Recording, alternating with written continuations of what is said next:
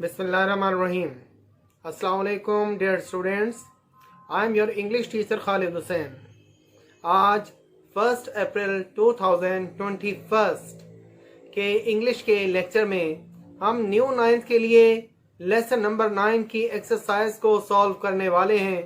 आज हम इस एक्सरसाइज के पेज नंबर 100 और 101 यानी 101 पेज पर मौजूद क्वेश्चंस को सॉल्व करेंगे। उम्मीद करता हूं कि आप इन क्वेश्चंस को बगौर सुनेंगे और समझने की कोशिश करेंगे और किसी किस्म की मुश्किल की सूरत में मुझसे राब्ता ज़रूर करेंगे ताकि मैं आपके मसले का हल आपके सामने बयान कर सकूं और आपको सेटिस्फाई कर सकूं। तो बेटा मैं आपका मुंतज़िर रहूंगा। तो चलिए आगाज़ करते हैं। Lesson number 9 all is not lost. आज हम इस लेसन की एक्सरसाइज के पेज नंबर 100 और 101 यानी 101 पेज को सॉल्व करने लगे हैं। तो आइए हम पहले पेज नंबर 100 पर मौजूद कंपाउंड प्रेपोजिशन के बारे में पढ़ते हैं। Compound preposition are two or more words working together as one word and functioning as a preposition. Compound preposition से मुराद ऐसी प्रेपोजिशन होती हैं जो कि एक से ज्यादा अल्फाज पर मुश्तमिल होती हैं और वो प्रेपोजिशन के तौर पर इस्तेमाल करती हैं। यानी किसी प्रेपोजिशन का एक से ज्यादा अल्फाज पर मुश्तमिल होना कंपाउंड प्रेपोजिशन कहलाता है। या यूं भी कह सकते हैं कि ऐसा प्रेपोजिशन जो एक से ज्यादा अल्फाज पर मुश्तमिल हो कंपाउंड प्रेपोजिशन कहलाता है। आइए इसके एग्जाम्पल को देखते हैं। He could not attend the seminar because of his brother's marriage. अब इसमें देखें रेड कलर से जो वर्ड्स मेंशन किए गए हैं ये प्रेपोजिशन है। अब बिकॉज ऑफ ये दो वर्ड यहाँ इस्तेमाल किए गए हैं लिहाजा ये कंपाउंड प्रेपोजिशन कहलाएगी। अगर सिर्फ बिकॉज का इस्तेमाल करते तो ये प्रेपोजिशन थी। अब क्योंकि ये एक से ज्यादा अल्फाज हैं तो ये कंपाउंड प्रेपोजिशन कहलाएगी। अब इसी असूल को मद्देनजर रखते हुए हम क्वेश्चन ई को सॉल्व करते हैं। Complete the sentences with the given compound prepositions. दी गई कंपाउंड प्रेपोजिशन को इस्तेमाल करते हुए इन जुमलों को मुकम्मल करें या खाली जगह पर करें। अब प्रेपोजिशंस कौन सी हैं? Along with, according to, in front of, away from, because of, instead of। तो आइए फर्स्ट सेंटेंस को देखते हैं। According to my teacher, it is a great book। According to यहां पर कंपाउंड प्रेपोजिशन के तौर पर इस्तेमाल किया गया। नंबर सेकंड पर देखिए, he had to retire because of ill health। because of यहां पर कंपाउंड प्रेपोजिशन के तौर पर इस्तेमाल किया गया। इसके बाद हम सेंटेंस नंबर 3 की तरफ आते हैं। I am standing in front of the school building.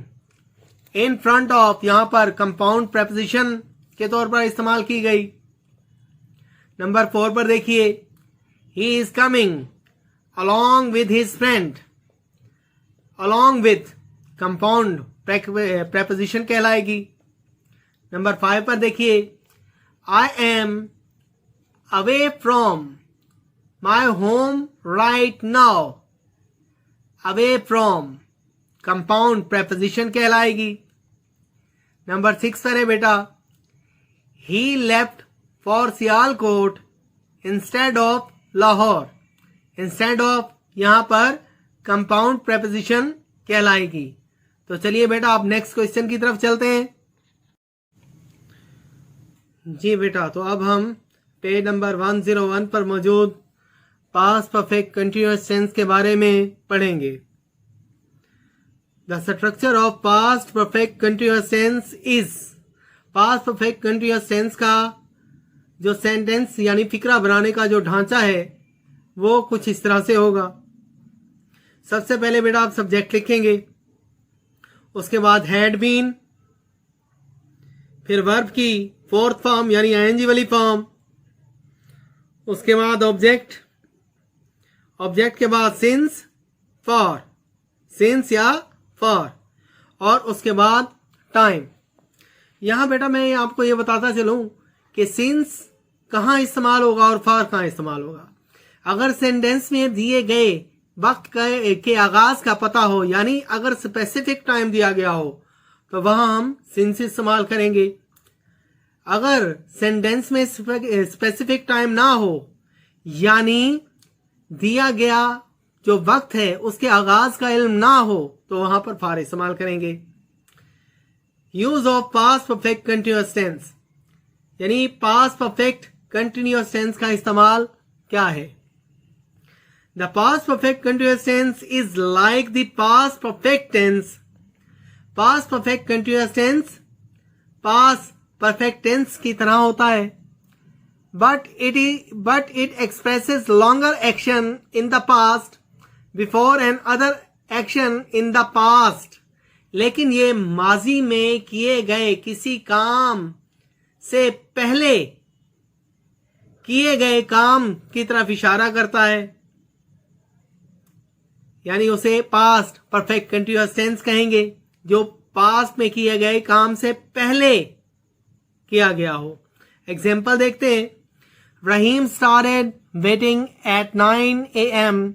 रहीम ने 9 बजे इंतजार करना शुरू किया। आई अराइव्ड एट 11 AM। मैं 11 बजे आया। व्हेन आई अराइव्ड, जब मैं आया, यानी 11 बजे वो आया है। जब मैं आया, Rahim had been waiting for 2 hours। Rahim जो है वो 2 घंटे से इंतजार कर रहा था। उसके आने का वक्त 11 बजे है, और उस 11 बजे से पहले 9 बजे उसने इंतजार करना शुरू किया था, यानी उसके आने से पहले उसके इंतजार का आगाज 9 बजे हुआ था। ठीक है, तो इस इंतजार वाले हिस्से का जो है जो बयान करेंगे वो पास्ट परफेक्ट कंटिन्यूअस टेंस में बयान करेंगे। ठीक है जी। नेक्स्ट बेटा हम इसकी एक्सरसाइज को सॉल्व करते हैं। तो बेटा इन्हीं असूलों को मद्देनजर रखते हुए हम क्वेश्चन F को सॉल्व करते हैं। Right the past perfect continuous forms of the verbs given in brackets. Brackets में जो फॉर्म्स दी गई हैं उन्हें इस्तेमाल करते हुए आप पास्ट परफेक्ट कंटिन्यूअस टेंस इस्तेमाल करेंगे। बेटा यहाँ पर मैंने उस क्वेश्चन को सॉल्व करके लिख दिया है, यानी यहाँ पर जैसे रनिंग है ये आपकी बुक में ब्रैकेट में लिखा हुआ है, तो मैंने उसे हैड बीन रनिंग में इस्तेमाल करते हुए टेंस को कंप्लीट किया है जी। तो फर्स्ट सेंटेंस करते हैं। Salim was sitting on the chair out of breath, he had been running. यहां पर देखें ब्रैकेट में जो वर्ब दिया गया है रन है, तो मैंने प्रेजेंट परफेक्ट कंटिन्यूअस बनाने के लिए हैड बीन रनिंग का इस्तेमाल किया। Next sentence. We along the road for 20 minutes when a car stopped and the driver offered us a lift। Bracket में वॉक दिया गया है, तो हम यहाँ पर पास्ट परफेक्ट कंटिन्यूअस को इस्तेमाल करने के लिए हैड बीन वॉकिंग का इस्तेमाल करेंगे। We had been walking along the road for 20 minutes when a car stopped and the driver offered us a lift। Next है बेटा। I had been doing my homework for 2 hours when my friend came। Bracket में verb दिया गया है do, तो हम had been doing का इस्तेमाल करते हुए past perfect continuous tense complete करेंगे। नेक्स्ट बेटा। they had been taking exercise since morning। यहां पर वर्ब जो दिया गया है वो टेक है, तो हम पास्ट परफेक्ट कंटिन्यूअस बनाने के लिए हैड बीन टेकिंग यानी टेक की आईएनजी वाली फॉर्म या फोर्थ फॉर्म इस्तेमाल करेंगे। नंबर 5 पर देखिए। The patient had been crying with pain when the doctor arrived. यहां पर गिवन वर्ब जो है वो क्राई है, जिसे ब्रैकेट में शो किया गया है, तो हम पास्ट परफेक्ट कंटिन्यूअस बनाने के लिए हैड बीन क्राइंग यानी क्राई की फोर्थ फॉर्म या आईएनजी वाली फॉर्म इस्तेमाल करेंगे। ये बेटा स्पेसेस आपकी बुक पर दिए गए हैं। जिन वर्ड्स को मैंने रेड कलर से लिखा है ये आप अपनी बुक पर फिल कर लीजिए। इसके साथ ही हमारा आज का लेक्चर इख्तिताम पजीर हुआ।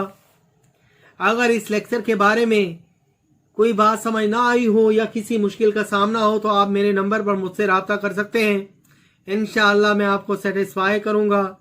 इसके अलावा आज की डेट का आपको होमवर्क व्हाट्सएप ग्रुप में सेंड कर दिया जाएगा, तो प्लीज़ उसे बड़े गौर से कीजिए और अच्छी हैंड राइटिंग में करने के बाद उसकी पिक्स हमारे नंबर पर सेंड कीजिए ताकि हम आपको चेक करने के बाद दोबारा सेंड कर सकें। अपना ख्याल रखिएगा। Thank you.